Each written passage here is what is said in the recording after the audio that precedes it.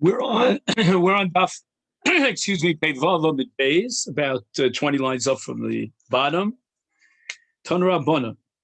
We learned in the Brayso, Averos Shesvada Aleim B'Yom Kippurim Zeh. He recited Vidu on this Yom Kippur, and he did not violate the same Aver twice in the coming year, but therefore Lo Yisvada Aleim B'Yom Kippurim Acher. According to this opinion expressed by the Tanakama, he should not repeat his Vidu if he was not in violation again. And not only that, the Im Shana Bahem, if he did violate that Aver again, he needs Vidu. But in Lo Shana Bahem, if he did not repeat that Aver, fall prey to his Yetar again, then even though Chazav Isfad Aleim, nevertheless he went ahead and he did recite Vidu, violating this rule. Then Akasav Omer, Pasuk in Mishlei, Kekelev Shav Al Kio, Ksil Shona Bivlasa, like a dog that goes back and eats its own excrements. So too, this fool is going back and he's repeating his faults and his inadequacies, and that's not a good idea. That's the opinion here of the Tanakama, and we just see for a second here if he adds anything. He is like a fool who repeats his foolishness, meaning it's wrong to repeat the confession because he therefore displays a lack of trust in God's attribute of forgiveness. Interesting. That's the opinion of the Tanakhama. Rabbi Elazar ben Yaakov disagrees, and he says that he should be misvada, he should repeat his vidu year after year. Is kol kein shu meshubach, and for sure he's praiseworthy. Shenemar pasuk Tilim, kif sha'i ani edav chatasi negdi samid. That David Melch declares, I'm always sensing like a sinner, and my sin is right there in front of me. I carry it with me wherever I go, and I never know for sure if I achieve kapara. And therefore, it is very laudable that a person should be misvada again, and that's how we paskin in the Rambam in Hilchos Tshuva. And the Minchas Chinuch suggests that the entire machlokus is only be averos she'ein tshuva v'yom kippur mechaprim kapar gemura, like Krisos and Mrs. Bezdin.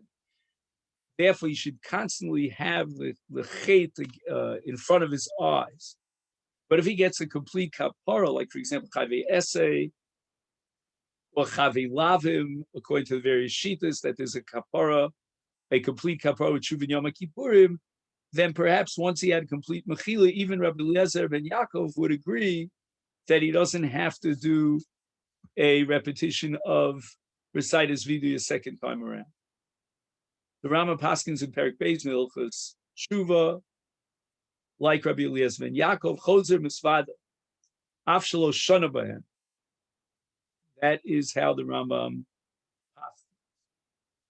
Chasidim want to say that when a person does tshuva, he reaches a higher level. Then he looks back at his sins and he feels again a sense of, how did I stoop so low? And therefore he recites vidu year after year as he ascends the spiritual ladder.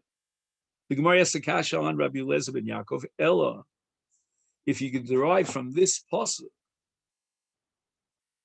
if you're going to derive the conclusion that kol pshai ani eda v'chatasi kenegdi samid, that he should repeat his vidu, then mani mekayim, what do I do with the pasuk in Mishlei, kekelev shav al keo, and in the sense he's repeating his foolishness, he's not relying on God. Kid Rav Huna, the Rav Huna came in shavar adam avera v'shanaba, when a person violates an avera, and again he violates the same avera, hutralo. What does that mean? Hutralo becomes mutter to him. So Gemara says hutralo salkedaitach. That's impossible. Ema nasis lo kehete. Because when he repeats the avera over and over again, then it doesn't even occur to him that he's doing anything wrong. It becomes part of his normal behavior pattern. That's what the pasuk means. It's the key is no longer mos bienov. And the dog, he doesn't find it repulsive. And so too, a person who repeats his sin, he becomes, so to speak, addicted to the sin. The avera is no longer repulsive. It becomes part of his lifestyle, and therefore it becomes like heter in his eyes. Now the Gemara wants to take a look at a brayso and analyze the question whether a person in vidui must mention the specific sin. Is that period achet a critical part of vidui? And the brayso says, "Tzarich lifrot es achet." We're going to derive from a pasuk with regard to Moshe's vidui in the aftermath of the Chet HaEgel, that one is required to mention the specific chet when he does vidui. He shouldn't just say chatasi, ashamti b'der klal. That's not sufficient. And Nemar, Moshe Rabbeinu's vidui is ona chata mazeh chata gidola vayasu lehem Elohei zav. He specifies the sin, and we derive from this that within the context of the recitation of vidui, a person has to mention that specific sin. Divrei Rabbi Yehuda ben Bavel. Rabbi Akiva disagrees. Yomi doesn't need to mention the sin. We'll see what to do with Moshe Rabbeinu's vidui. And that's derived from Pasuk in Tehillim, Ashrei Nisui Pesha Kisui Chata. One is fortunate if he, in a sense, conceals his sin and he doesn't reveal it. And therefore, we derive from this general principle of concealing one's sin that he shouldn't be mentioning his sin and specifying it, spelling it out in his vidui. And the Beis Yosef, and he writes this also in his Kesef Mishnah, explains that Rabbi Akiva holds that it's asur. One should never, even on one occasion, be mafaret and enunciate out loud his sin, because Ashrei Nisui Pesha Kisui Kisuye Chata Kisui Chata. And this will explain Rav, who says that in a chet mefursam, you do reveal your sin. And on that, the pasuk says, according to Rav Shita, Mechaseb Shav lo yatzliach, but that's against Rabbi Akiva. Rabbi Akiva holds that the chet egel, which is a chet mefursam, nevertheless, Ashrei Nisui Pesha. If he wants to mention his sin b'lachash, then Rishus biyada Rabbi Akiva would allow him to do so, and maybe that's good because it'll bring him to busha.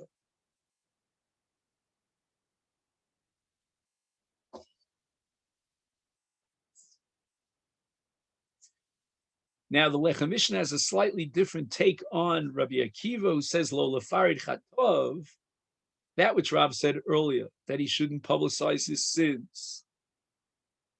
Those are two different sugyas. They shouldn't be connected. That which Rav said that on a chet mefursam, he should publicize his sin to others, that's not a reflection of his tefillah. That's a pirsum l'rabim. What Rabbi Akiva is addressing here is in the context of tefillah, he's standing in front of the Ribono Shalom, he's being misvada, he should not mention his sins. And according to the Lechem Mishnah, even belachash, because that reduces the sin. And Rabbi Yehuda ben Bava is of the opinion that on the contrary, whether it's a public sin or a private sin, in his vidui to HaKadosh Baruch Hu, he should reveal his sin so that HaKadosh Baruch Hu should be mochel him on this specific avera. So the vidui is going to connect the koach hakapara of the recitation of confession to this very sin, so therefore he has to mention the sin. The Gemara asks, according to Rabbi Akiva, who holds that one should not mention the sin, Ma'u sha'amar Moshe bayasu lehem Elohei zav. Why did Moshe mention the sin? Kid Rabbi Yana. Yom Rabbi Yana, Omar Moshe Lefnei HaKadosh Baruch Hu, Ribono Shel Olam, Kesef v'Zasher, Beis Alehem L'Yisrael, Ad She'omru Dai. And that was Gorem Lehem Shiyasu Elohei Zav, meaning the mentioning of Elohei Zav, the gold, is a way of defending, putting forth a sanagoria to defend the people of Israel. And in a sense, take off the burden of sin from the shoulders of Bnei Yisrael by saying, Elohei Zav, you gave them, God, you showered upon them so much gold that it got to their head. And as a result, they made Elohei Zav. And this is an indication that too much wealth sometimes could bring a person down. It's a great challenge. He gets so involved in his money and he becomes so bloated, big on himself because of his tremendous wealth. And this is a challenge to his spiritual strength. The Gemara now tells us that Shnei Parnosim Tovim Amdal Yisrael Moshe David, both of them sinned, but there's a major difference between Moshe and David in their response to sin. Moshe Omar, meaning Mavakesh, he never said it out loud, but he never declared it openly in the Chumash, but he petitioned to God, Yikosef Tzurchuni, my sin should be written and should be revealed. And Nemar, now we're going to derive from the fact that HaKadosh Baruch Hu revealed the sin over and over again. It means that Moshe was happy with that. Hashem was doing what Moshe would be satisfied with. Otherwise, Hashem should have been chash. He should have been worried about kvodo shel Moshe. And if he wasn't worried about kvodo shel Moshe, apparently Moshe himself was mavakesh. He requested that his sin be publicized and explicitly mentioned as often as possible in the Torah. Shenemar yan lo hemante bilakvicheni. And here the Torah, HaKadosh Baruch Hu, is mentioning the sin of Moshe Rabbeinu, publicizing it. And basically, whenever the death of Moshe Rabbeinu is mentioned, it again repeats the sin of Moshe Rabbeinu. But David Omar, Al Yikosef Tzurchuni, David did not want his sin to be publicized. And we're talking about the sin in Sefer Shmuel of Bathsheba. And the pasuk says, Shenemar Ashrei Nisoy Pesha Ksui Chata. David HaMelech declares in Tehillim that how fortunate is a person whose sins are concealed. The Gemara in Sanhedrin, by the way, on Daf Kuv Zayin points out that this request of David that his sins should not be mentioned was not accepted by God. And Omelo HaKadosh Baruch Hu, God says to David, Efshar, we cannot erase the psukim. Umay yud shenatalti misarai, I took away the yud of the name Sarai, I made it into Sarai. Omed v'tzover kamashonim, achaboy Yoshua v'sofafti, I added the yud from Hosea to Yoshua. Is kol parsha kula lachas kam v'kam. The parsha is written, and I cannot erase it. Mashal de Moshe v'David. The Gemara offers a mashal to explain the different reactions here and the positions, respectively, of Moshe and David. Two women were punished and given lashes in Bezdin. But one sinned a very, very severe sin. The other was a minor sin. Achas Kilkala, she had an extramarital relationship, but there were no Eidim and As, or I should say there were Eidim, but there was no Asral of Misa. They only gave him Asral of Malchus, in which case she gets Malchus. The Achas, another one, Ochla Pagid Shvius. The 8 Pagid, which are Te'enim, those are dates that grew during Shvius, and they did not reach their full development. You're not allowed to eat them. And this is what she was guilty of, her crime. A person who eats pagim, te'ena, before they ripen, is considered to be mafsid pero shvius, and the Torah says, "Va'isa Shabbos ha'aretz lachem li'achla v'lo lehefsed." So she was guilty of being mafsid peros shvius. Now the question is this a lav that she should get malchus for? L'chora v'achla, li'achla is only an essay, so we could call this a bittul essay, or perhaps an iser essay, a lav haba mechal essay. Why does she get malchus? And according to Rabbi Akiva Eiger and many other mefarshim, the har malchus are only what we call malchus mardus. The first woman gets malchus doraisa. Amr lahem, she declares and requests from the bezdin, O such a ochla pagishvis, the one who ate the pagishvis. B'vakashimchem, please, odiu al mahi loke. She speaks about herself in third person. Let the people know that I'm guilty of the sin of li'achlav lola hefseid in perot shvius. Shalo yomru, they won't say ma alma zuloka, af zuloka. They'll compare the two women, and they'll say, "What is it?" They're thinking I was mizane tachas baili chas v'shalom. A view page shvius, the chachamim responded positively to our request. V'tola b'tzavora, they put page shvius around her neck. V'yimachrizin l'faneh, they declared v'yomrim al iske shvius iloke. So people should know that she's not guilty of that other sin, that terrible sin of the other woman who's getting malchus at the same time. So Moshe Rabbeinu in the Nimshal wants people to know that he was not guilty of a more heinous crime, like, for example, at the time of the Meraglim. He was not guilty of that. The Gzeira that he would die was a result of a very thin kind of, a very subtle kind of sin, and that's what Moshe wanted to make public.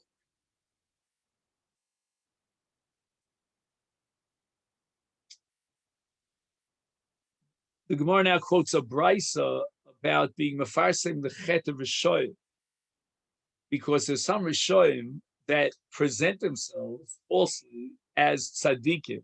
Is mefarsemim es hachanifim. Chanifim are those Rishoyim that show themselves as if they're tzaddikim.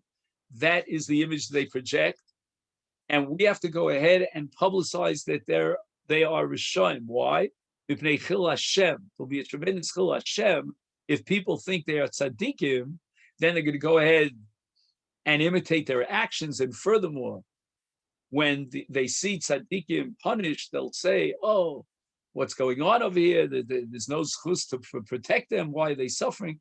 So we have to notify the public that these are in truth Rishoyim. Shenemar, and we derive this from a pasuk in Yechezkel, "Ubeshuv tzaddik mitzidko v'yasa avel."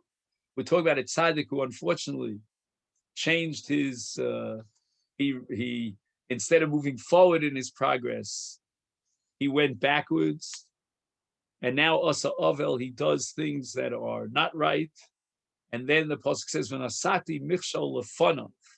So if a tzaddik is choser, but for the mitzvahs, and he does Avel b'seiser, again, people don't know that he changed his ways and he's doing terrible iniquities that are concealed, they're not public. HaKadosh Baruch Hu says that I will give him an opportunity to sin publicly so that everyone will see and recognize that he's not really a tzaddik. And if HaKadosh Baruch Hu does that, to publicize his sin, then we have to emulate God, and it's a mitzvah on us to do the same.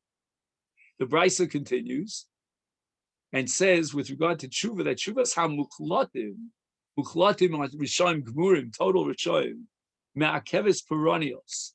If these Rishayim Gmurim will do tshuva, that's going to have a tremendous repercussion, waves on the entire globe. And it will prevent the divine anger from expressing itself by meting out punishment. The Afal Pisha Nechtam Olav Gzar Din Shel Peronios. And even in a case where there was already a decree of evil that was signed and sealed by the Rebbeinu Shalom with regard to this tzaddik, And the Mefarshim point out, Tosus Yishonim and others, that the Gemara Rosh Hashanah Daf Tzadi Daf Tes Zayin quotes a machlokas where the tshuva and tefillah are effective to rip up a decree after it's been signed, or only perhaps before it's been signed. And Tosi Shanim asks Lechora, from this Gemara, it seems that tshuva is effective even after the chasimas gzar din. And he answers that the Gemara here doesn't mean to say that tshuva is able to successfully korea, rip up the gzar din, but rather it delays the gzar din from its implementation. But at the end, there will be perennials once there was a gzar din. Another answer offered to this question is that the Gemara here is reflecting the shita of Rabbi Yitzchak, who is mentioned there in the Gemara Rosh Hashanah, that tshuva and tefillah are effective even liacher kusmar din. Shalvas Rishoyim Sofa Takola. If the Rishoyim will be allowed shalva and they're sort of resting, in peace, and they're using that time, that calm, to contemplate averis and perhaps to plan them out, that's going to be at the end takol. That's not a good thing. And with regard to the Dara Mabul,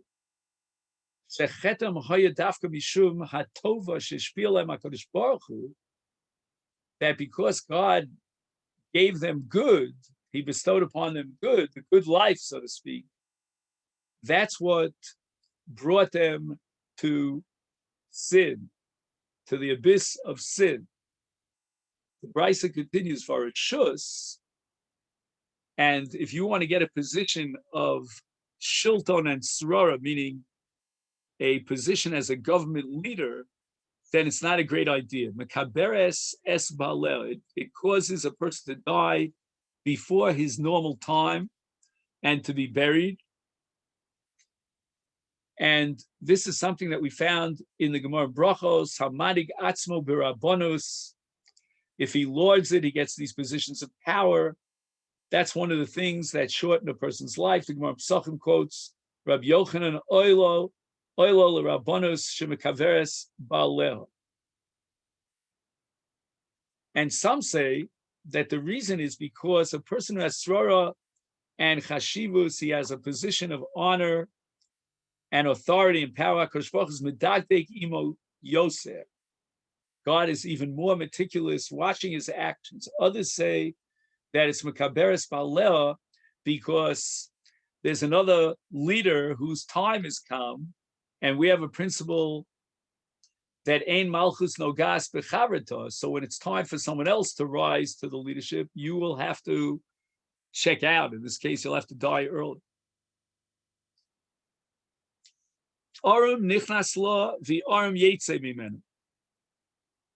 In other words, he really gets no benefit from this position.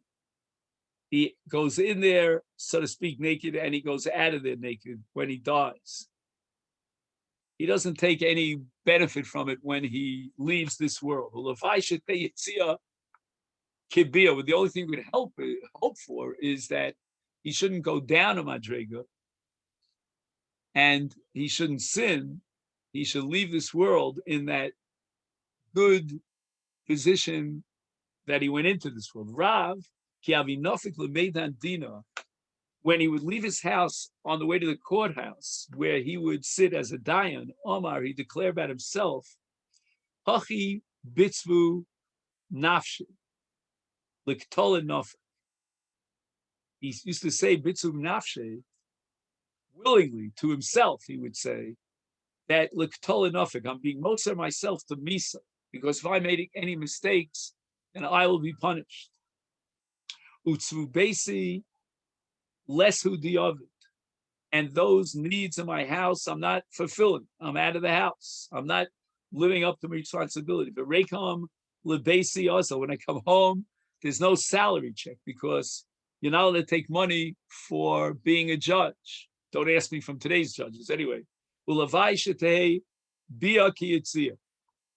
I wish that God would help me, that when I go back home, it should be without chait, like when I left my house on the way to the Bezdin. So that, number one, we should point out that there's a chash that he might make a mistake in judgment. He'll be punished for that. He's not allowed to take money for judgment. As the Mishnah says in Bechoros, Hanotel Schar al Manas Lodun Dina Betelim, his judgment will be invalid if he gets paid for judgment. And not only that, he might lose his money because Dayan Shetah, in certain cases, you have to learn the sugyas in Sanhedrin, if he makes a mistake in his judgment, if it's called Shikol Adas, then Chayav L'Shalom Beso, a Gemara in Sanhedrin Davav, he's going to have to compensate from his pocket. Rava, Yavinofik Lemedan Dino Marhachi, and Rava likewise would say the same declaration, at least in his heart, the Ratzon Atzmo, Avinafshi, look, Tolinofik, I'm going out to be Moser myself Lemisa, because it's very dangerous here if I make a mistake. Here we're on the top of Pei Zion. And he says, Utzvu Basi Lesu Diavad, I'm not doing anything for my household, I'm there in the Bezdin. And Verekon Lebasi also, I'm not getting paid, I go back penniless, without any salary. Lavai Shetei Bia Kiyetzir. I can only hope that when I come back, it'll be like the way I'll be in the same situation as I was, the same level as when I left my house.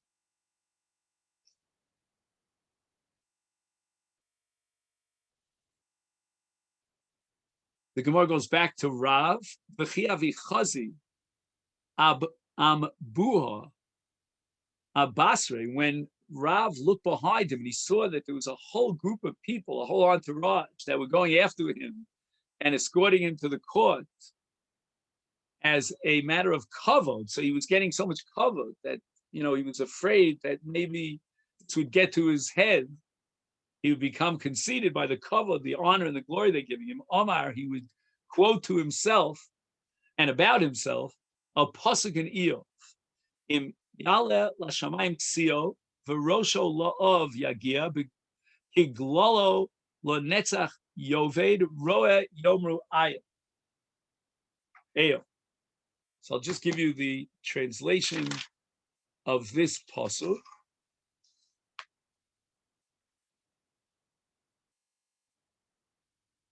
He says that though his eminence ascends to heaven and his head touches the clouds that he's being built up, he will perish forever like his own dung. Very depressing, but that's Eov. Those who have seen him will ask, where is he? Meaning, yesterday he was great, and today, where is he? And he says, Sofo ye'ober lenetzach. At the end, he will be lost forever. He will not go down in posterity. And it's compared to a piece of dung. And the people who saw that he was so much sliach and he was up there on top, they're going to ask Aya, where is he? There's no even memory of his greatness. The Gemara tells us that Rav Zutra Kihavi Makatvele, when they would carry him on a chair and he was on top of the chair, they carried him on their shoulders. The Shabbos of the Regil, on the Shabbos that he would darshan the laws of the Regel, and in order to make sure that protect himself from getting too high on himself, Havi Omar, he would declare pasuk in Mishlei, Ki lo le'olam chosen, v'imnezer lidar vadar. For power does not endure forever, and does the crown last from generation to generation? Meaning, even if now he's wearing a keser melucha, but it's going to pass from one generation to the other. And legufa adam, for the person himself, ein chozik v'chosen. Don't think that you're guaranteed any strength, that you'll live forever. Now, on Shabbos that fell during the 30-day period before a regel, then the great sages would teach the law of the regel at public gatherings. Mar Zutra was very old, he walked slowly, and it would be an imposition on the people to have them remain standing until he reached the place where he deliver. So therefore, to avoid inconveniencing the people, his attendants would carry him on a chair on their shoulders. Okay, this is where we'll stop, and we're up to the Daf Yomi of today, which is Pei Zayin, which Mirz Hashem will get to very shortly. Be'ezer Hashem.